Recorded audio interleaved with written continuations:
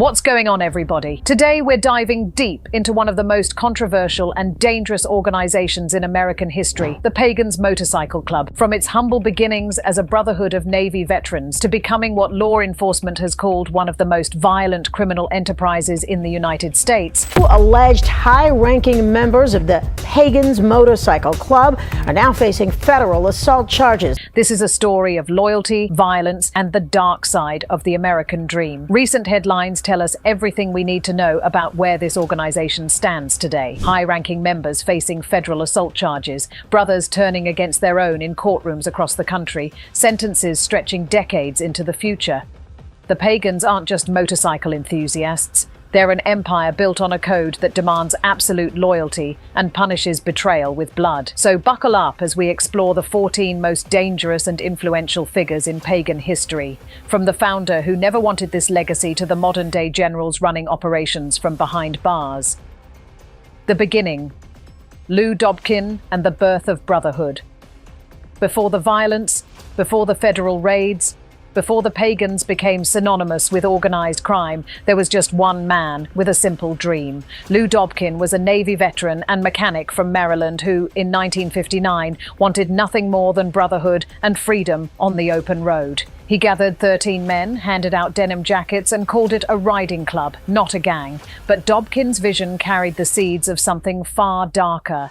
He designed the club's emblem himself, Surtr, the Norse fire giant, destined to burn the world to ash during Ragnarok. This wasn't chosen randomly, it was a warning. Surtr's fire symbolized destruction and rebirth, the belief that only through chaos could something pure emerge. That philosophy, whether Dobkin realized it or not, became embedded in the Pagans' DNA. As the club expanded across Maryland and neighboring states, Dobkin's original vision began to twist. Men joined who didn't just want freedom, they wanted power. Some were fellow Navy veterans, but others came straight from the streets, bringing an edge that transformed the brotherhood into something more resembling a hierarchy.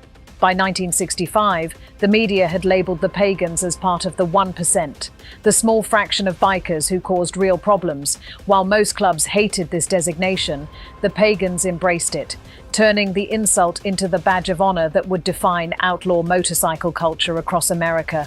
Dobkin watched his dream curdle into something unrecognizable. Weekend rides became criminal operations, tools were replaced by guns, brotherhood gave way to intimidation and violence. By the mid-1960s, Lou Dobkin had quietly stepped away from the empire he'd built, never officially expelled, but increasingly distant from the machine he'd set in motion.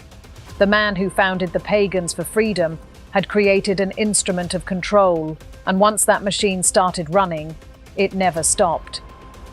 The architect, John Satan Marin. When Dobkin stepped back, chaos threatened to consume the club. That's when John Satan Marin arrived to fill the void. Before joining the Pagans, Marin had led a smaller outfit called the Sons of Satan, already notorious for their brutality. When they merged into the Pagans, Marin brought more than just manpower. He brought vision, structure, and an iron will.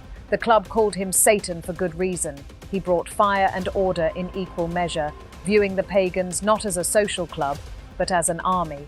Marin built ranks, appointed national officers, created chapter presidents, and installed enforcers to maintain discipline. Orders flowed from top to bottom, and questioning the chain of command wasn't tolerated. But Marin didn't just organize the chaos, he weaponized it. Under his leadership, the Pagans expanded aggressively into new territories and new criminal enterprises. Drugs, weapons, and extortion all became standard operations. For the first time, the Pagans were mentioned in the same breath as the legendary Hells Angels. By the early 1970s, Marin had built a reputation that commanded respect, even from enemies. He transformed the Pagans from a disorganized riding group into a paramilitary brotherhood. Every president who came after inherited Marin's system, the blueprint for an outlaw empire. The Iron General, Keith, Conan the Barbarian, Richter. If Marin built the machine, Keith, Conan, Richter perfected it. When Richter took control of the Pagans, he ruled like a general commanding troops in hostile territory. A towering figure with a voice that demanded attention, Richter didn't ask for loyalty, he demanded it with absolute authority. Richter's journey with the Pagans began in the late 1980s in the rough circuits of Long Island and New Jersey. From the beginning, he stood out for his understanding of structure, discipline, and hierarchy.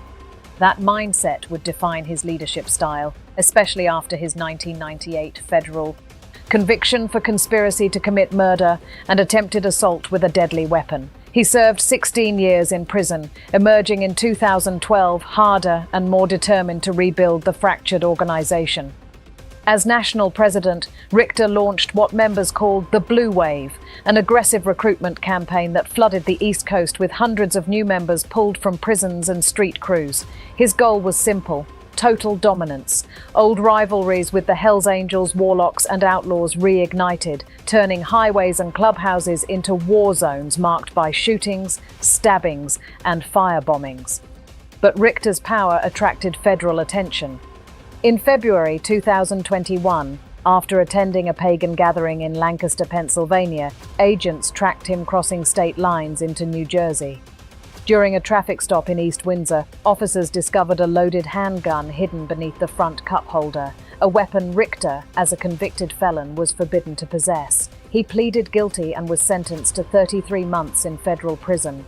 His arrest marked the end of an era and triggered a power shift within the club. After nearly 4 years behind bars, Richter was released in August 2023. His return sent ripples through the pagan ranks. Some whispered he would reclaim his throne, while others believed his time had passed. But in every chapter house from Delaware to Long Island, his name still carries immense weight. The writer, John Hall. John Hall's story defies the typical outlaw narrative. He joined the Pagans in the 1960s, rode through the biker wars, and eventually became president of the Long Island chapter. He lived the life completely. The bar fights, the late-night runs, the codes written in scars and blood. But prison didn't silence Hall. It gave him a voice. Behind bars, he began writing, transforming memories and experiences into pages that would eventually become Riding on the Edge, a motorcycle outlaw's tale, a raw memoir that strips away romanticism to reveal the brutal interior of pagan life. Hall's post-prison life was equally surprising. He taught history, American studies, rhetoric, and mathematics at Penn State. He became a columnist, a law clerk, and a single father raising 7 children. He understood the power of stories and how legends are built, broken, and rebuilt. Hall doesn't glorify the crimes or deny them. He simply understands them as complex parts of a life that can't be framed in simple terms of good and evil. By publishing his memoir, Hall became one of the rare bikers who could tell his own story authentically, serving as a bridge between the outlaw world and mainstream society. The new guard, Robert Big Bob Francis. When Richter's legal troubles forced him to step back, the Pagans didn't crumble. They crowned a new leader. Robert Big Bob Francis, a towering figure at 6'7" from Virginia, rose to take command. Known for his calm authority and violent past, Big Bob was a true believer who had bled for the patch long before dreaming of leadership. Francis joined the Pagans in the early 1990s through the Mid-Atlantic chapters, building his reputation quietly but decisively. By the time of the infamous 2002 Hellraisers Ball brawl on Long Island, where a confrontation with the Hells Angels erupted into a full-scale riot resulting in 1 death, 3 wounded, and 73 arrests, Big Bob was already known as a top enforcer. Through the chaotic 2000s, Big Bob climbed the hierarchy through discipline, fear, and absolute loyalty. He became a regional boss overseeing chapters in Delaware, Maryland, and Virginia. Those who met him described him as controlled but intimidating, a good cop to Richter's bad cop, steady where Conan was volatile. When Richter's Blue Wave expansion flooded the club with new recruits from prisons and street gangs, it split the ranks. But when Richter was arrested in 2021, he handpicked Big Bob to lead. Francis didn't seize power. It was given to him by the man who understood the club better than anyone. Under Big Bob's leadership, the Pagans have reasserted control over key territories, even as federal task forces continue closing in. Law enforcement considers Robert Francis the most influential pagan since Richter himself. To his members, He represents everything the club stands for: discipline, silence, and when necessary, vengeance. The modern era, a legacy of violence. The stories of figures like Christopher Lamar Baker, Austin Mullins, and Derek Tuna Maguire represent the modern pagan reality, a world where federal sentences stretch for decades and loyalty comes at an increasingly high price. Baker, convicted on 17 counts including trafficking over 268 kilograms of methamphetamine, received a staggering 75-year sentence. His conviction wasn't just about drugs. It revealed a sophisticated criminal network spanning multiple states, using violence and intimidation to maintain control. Mullins's involvement in a 2022 murder in Marin County, West Virginia, showed how quickly personal disputes within the club could escalate to deadly violence. The case revealed the Pagans' internal code, where personal betrayal becomes club business, and brothers are expected to handle problems with extreme prejudice. Maguire's story in Rhode Island demonstrated how the Pagans continue expanding into new territories. Personally recruited by Richter to establish the first Rhode Island chapter, Maguire built a multi-state drug and weapons operation before being taken down in a massive law enforcement operation that resulted in over 50 arrests. The territories. War for the East Coast. 1.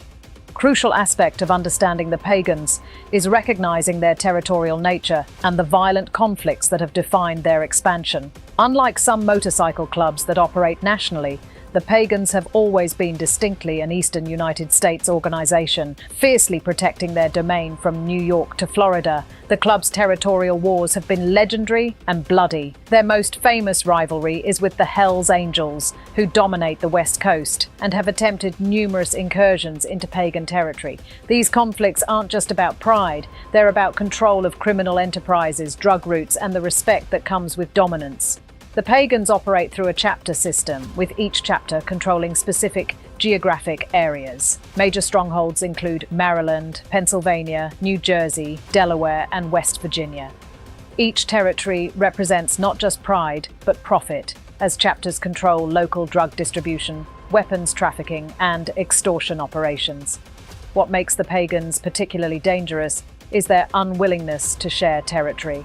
Smaller clubs attempting to operate in pagan-controlled areas have been systematically intimidated, beaten, or absorbed. The club uses a strategy of overwhelming force. When they move into an area, they do so with numbers and violence that make resistance seem futile. The 2002 Hellraiser's Ball incident perfectly illustrates this territorial mentality. When Hell's Angels appeared at an event in Long Island, traditionally pagan territory, it wasn't just a social gathering that went wrong. It was a calculated confrontation over who controlled that ground. The resulting brawl, with 73 arrests and multiple casualties, sent a clear message about the Pagans' willingness to defend their turf at any cost. Federal authorities have noted that the Pagans' territorial control extends beyond just motorcycle clubs. They've established dominance over entire criminal ecosystems in their regions, controlling who can operate, what can be sold, and how business is conducted. This makes them not just a motorcycle club, but a regional criminal authority that rivals traditional organized crime families. The price of the patch. What's clear from these stories is that wearing the pagan patch comes with a heavy price. These men traded conventional lives for brotherhood and freedom, only to find themselves in federal prisons, serving sentences that stretched decades or even lifetimes. The code they lived by, absolute loyalty, violent enforcement of respect, and brotherhood above all, ultimately consumed them. Law enforcement has spent decades trying to dismantle the Pagans through massive operations, federal indictments, and turning members into informants. Yet the organization persists, adapting to new realities while maintaining its core identity as one of America's most dangerous outlaw motorcycle clubs. From Lou Dobkin's original dream of 13 men seeking freedom on the open road to today's heavily surveilled criminal enterprise spanning the eastern United States, the Pagans Motorcycle Club represents both the allure and the tragedy of outlaw culture. It's a story of men who wanted to live outside society's rules, only to create even more rigid and brutal codes within their own organization. The Pagans continue operating today, with new leaders emerging as old ones fall to federal prosecution or age. The patches still carry weight on the streets, The fire giant Surtr still adorns their colors, a reminder of Dobkin's original vision, destruction and rebirth through chaos. Whether you view them as criminals, rebels, or something more complex, one thing is certain: the Pagans Motorcycle Club story isn't over. As long as there are men drawn to the idea of brotherhood outside the law, as long as the promise of loyalty and power exists, the machine Lou Dobkin accidentally created will keep running. That's the story of the Pagans, from a simple dream of freedom to one of the most sophisticated and violent criminal organizations in American history. Thanks for watching, and remember to hit that subscribe button for more deep dives into the dark side of American culture.